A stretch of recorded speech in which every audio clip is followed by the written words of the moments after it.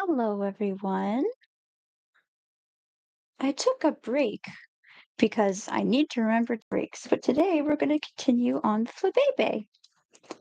I know we're going to crochet, we're going to sew on the crown, but I don't know exactly what we're going to do at the pattern yet. I wanted to tell you about how I was researching names for some of my OCs today, and it ended up going down this kind of rabbit hole. Like, guys, you know the name Guinevere? Apparently it means white shadow, and I don't know how that's possible, but here it is. Maybe it meant something different in the context it was written. I learned the name Marvin, which I hate. I'm sorry if there are any Marvins in the chat. Um, I learned it comes from a name I like much better, which is Mervin, and that means like friend of the sea. So I thought, oh, that's beautiful, and just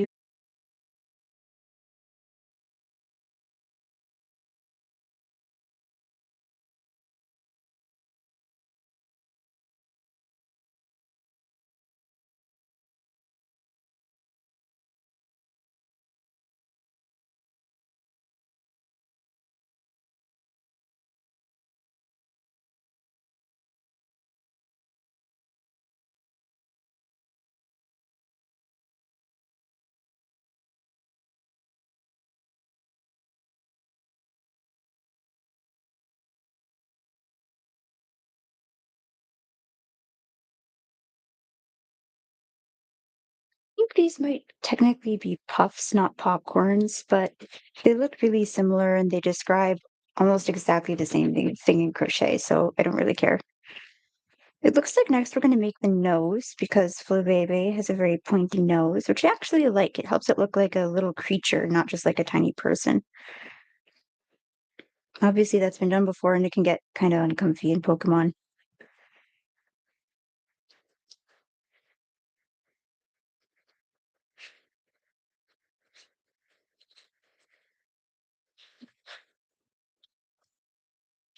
It's okay.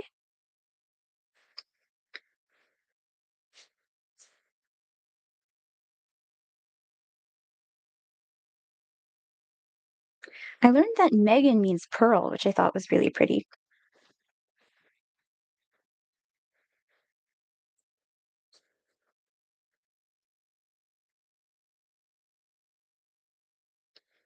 I knew I liked the name Nina just because I thought it was pretty, so I started looking into it, and it looks like it shows up in like tons of different languages, even if they're not like related to each other. So I'm really curious about why that is. I wonder if it's just like a noise that like little kids can make early on, and that's why like a lot of times it seems to mean girl or little girl, and I wonder if that's why it's like the same reason why a lot of words for parents are just like ma ma ma ma ma or pa pa pa pa pa. They're sounds that little kids can make early on. But I saw in Italian it seems to make fair. It means fair, gracious. So that's the meaning I want to use for the OC I'm thinking of.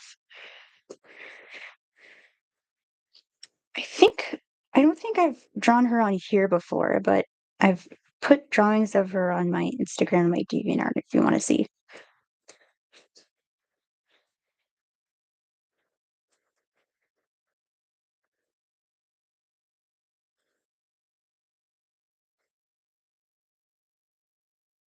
There was a really cool coincidence that happened too.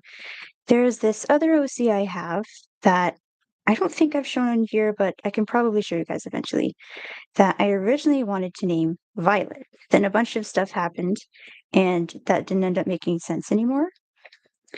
But I also wanted to name her something like Beauty because I wanted her to be really beautiful. And then I found out that in Welsh, I believe, the name Yola means both violet and beauty. So that was perfect. That was really cool.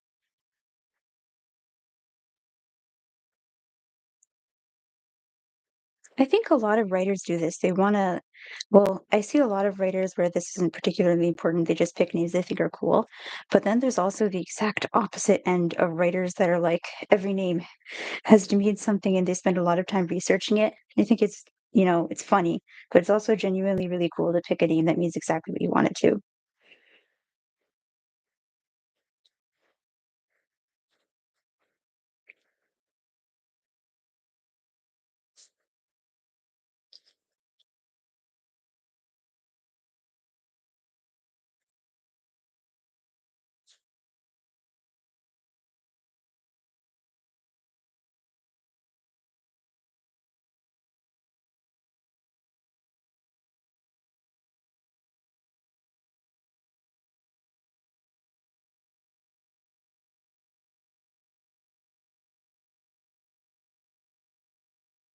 It turns out a lot of names that I hear a lot where I live have Celtic or Irish or Gaelic origins, which I feel like I should have expected because a lot of people have moved here from Ireland and places close to there.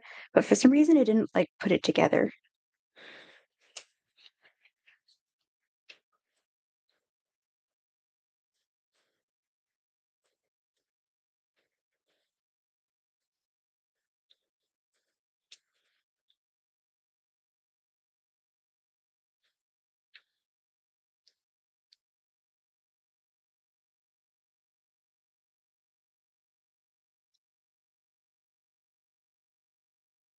Do you guys like this part of amigurumi? Any amigurumiers in the chat?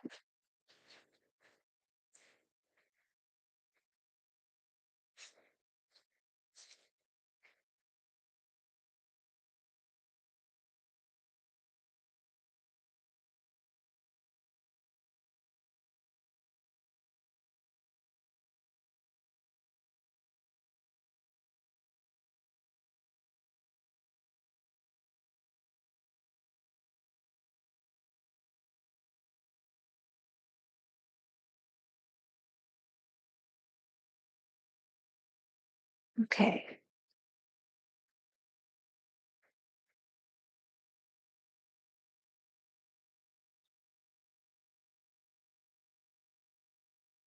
I found out the name Tara means star, which I thought was really pretty.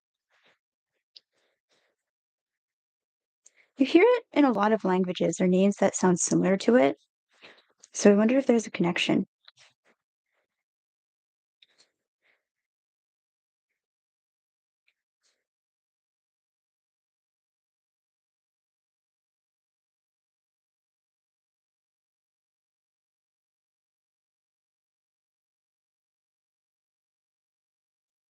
It's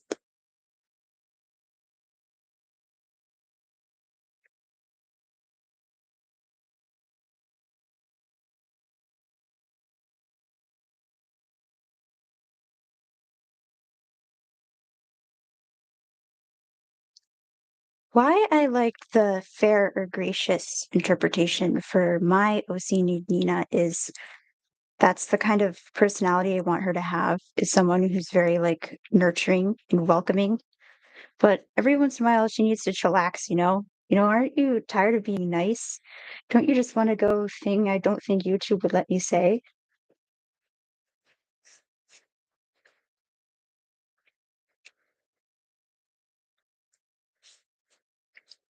She really does care about other people and want to help them, but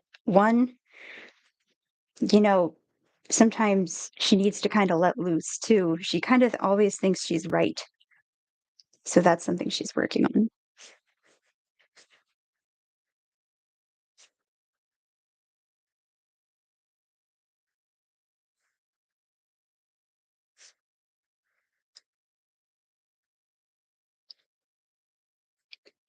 I don't know. I'm sorry if everything looks blurry with this camera. I've tried getting closer to it and getting farther away, and it has not improved, so I don't know what's happening.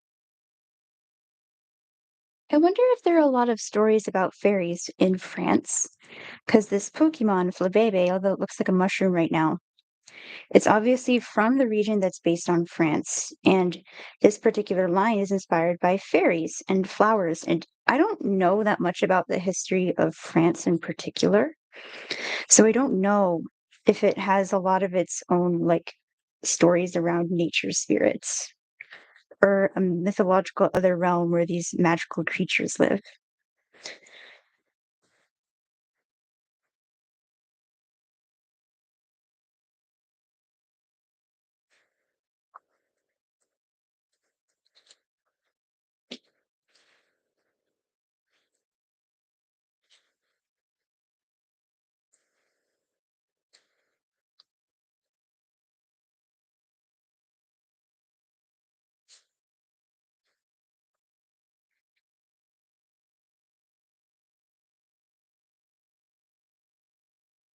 Something I was thinking about today is the fossil record, because recently I was learning about galaxies, and the text I was looking at compared some of the oldest galaxies that we can see to the fossil record because it takes so long for their light to reach us. When we look back at these old galaxies from hundreds of millions or billions of years ago, we can see what the landscape of the universe would have looked like when it was much younger. Because this galaxy, this old, well, this is just what galaxies looked like at the time. Like we've found like we can see what the universe might have looked like when it was less than a billion years old by going like, wow, the stars in this galaxy must have formed when the universe was less than a billion years old. That means they formed relatively quickly for stars. Usually they live an extremely long time. But that's really cool to me because that means some galaxies are kind of like living fossils. If you know how some animals have technically been around for like hundreds of millions of years, not the specific individuals, but the design of the animal, like koalas, I think. Some animal designs just stick around for a long time because they're effective. They don't need to change. So we can look at them and go, huh, that must have been what animals looked like when this animal was in its prime. And with galaxies, we can look at them and go, wow, that's what galaxies looked like when the universe was just getting started. It looks like they didn't use to have as many specific shapes as they do now. Like there weren't as many spiral galaxies. Things were just kind of random because shapes were still deciding what they wanted to be. There was a lot of just primordial soup, like in Greek mythology. Then eventually things got kind of more orderly and settled into spiral shapes. But also, if spiral galaxies run into each other, then they kind of merge into a blob, and that creates an elliptical galaxy. Isn't that interesting? It kind of goes in a loop.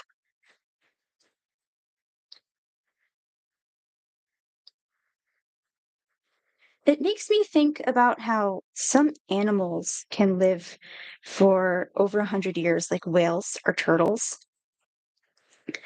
I don't think there are any like individual animals that can live for actually hundreds of years, but sort of like I was saying about jellies, we can look at species of animals and trace them back to when they were when they first formed. What was the landscape like then? What was the ocean like hundreds of millions of years ago? Fungi have not changed relatively that much in hundreds of millions of years. So by looking at them, we can kind of deduce what fungi looked like hundreds of millions of years ago. Like obviously they don't stay exactly the same over all that time, but there were fungi that existed. All right, the crown's on nice and secure. And that's super cool to me. You can learn about the past using things that are still alive now. So if you've been to a couple of my last streams, you probably heard me talking about a story idea I have that's about sailing on the ocean, but it's also comparing the ocean to space. and things happening in the ocean to aliens or cosmic phenomena. So, something I might do with that is have really old creatures, like how we have really old galaxies. I'm looking for my crochet hook, which I foolishly did not get out at the beginning of this.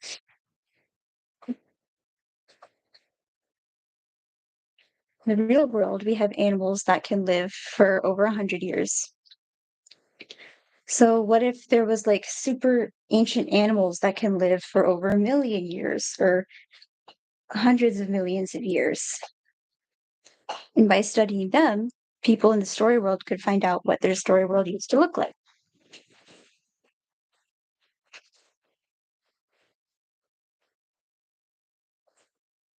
There could obviously be like individual super powerful creatures that survive the whole time, but there could also just be animals with really effective designs.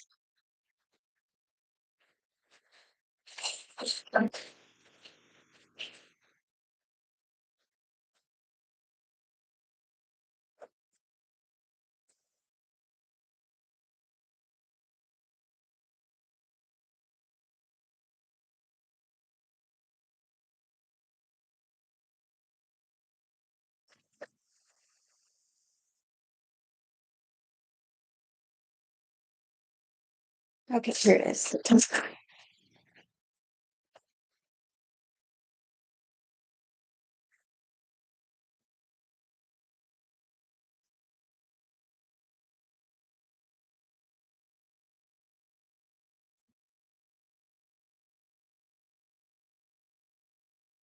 Okay, this should be nice and quick.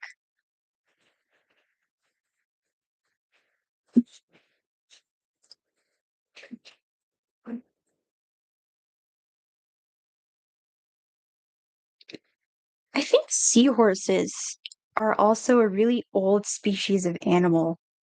I don't know that much about it, but I really want to understand them better because they almost look a little like dinosaurs to me. They have a super unique shape. And a lot of times on Earth, when you see something that looks super different from all the other animals, like jellies just kind of look like blobs, or koalas don't really look or act quite like anything else. It's because they evolved at a time when the world looked completely different and animals look different.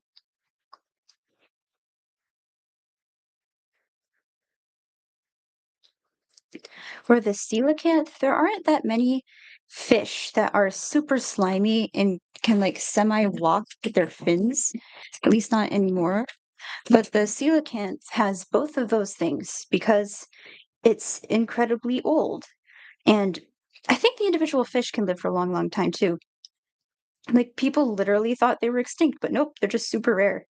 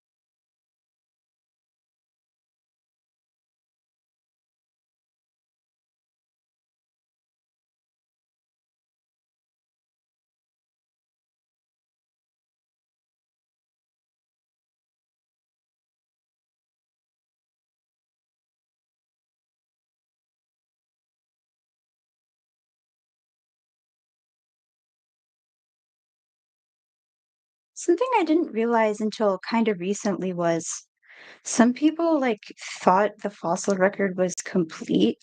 Like we just know every animal and plant and insect and whatever that's ever existed on Earth. And no, we don't. There's a lot of stuff we don't know.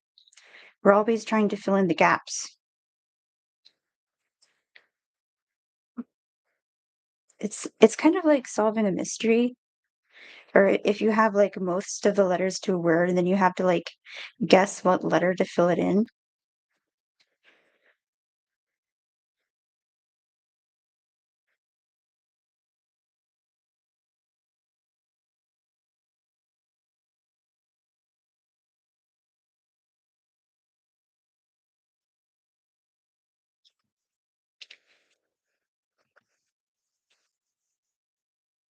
This looks gigantic, but hopefully it'll look smaller once we put it on the face.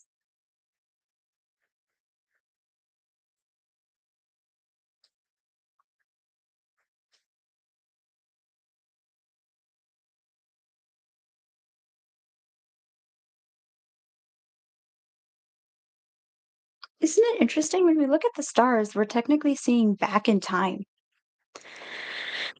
I don't know if I want there to be like normal stars in the story world because I'm trying to like have fun with it and make it really magical and fantastic. But maybe there could be like creatures that glow, like those glowworms, like you go inside of a cave and it looks like there's stars. Or when you're way down at the bottom of the ocean, there's so many bioluminescent creatures. That almost looks like the night sky. Isn't that amazing?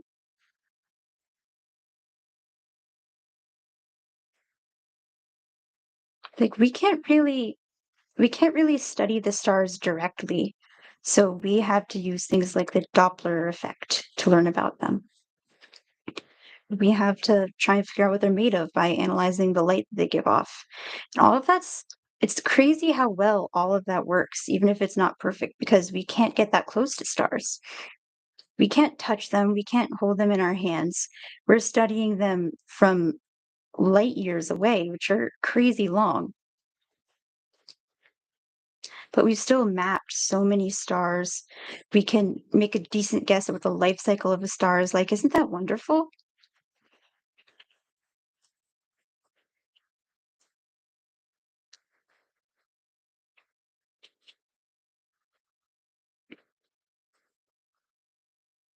Maybe they're like creatures that live so far away humans can't touch them. Or something, I don't know a ton about this, but something I hear a lot about in cosmic horror is like creatures that live in another dimension and humans can't really comprehend or perceive it.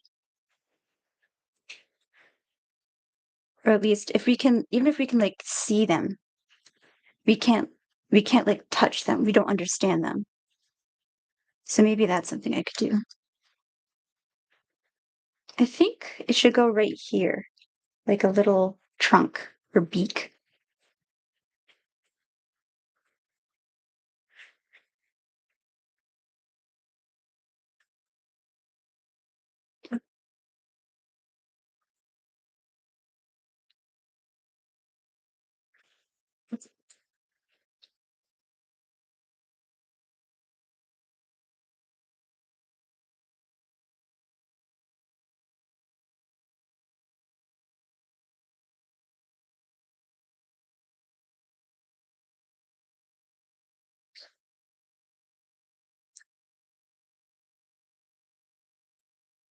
The last time I was on here, I think I talked a lot about dark matter, which is something that we don't really understand either. It's there because we know there's some kind of gravitational force that's pulling on the luminous objects in the universe. Luminous means glowing, so the things that are glowing, like stars or gas, something is pulling on them, but we can't see it. So, what I might do with this story is have it be like, we know there's something glowing out there. We can kind of study it, but we don't know what it's floating in, or we don't know what's keeping them there.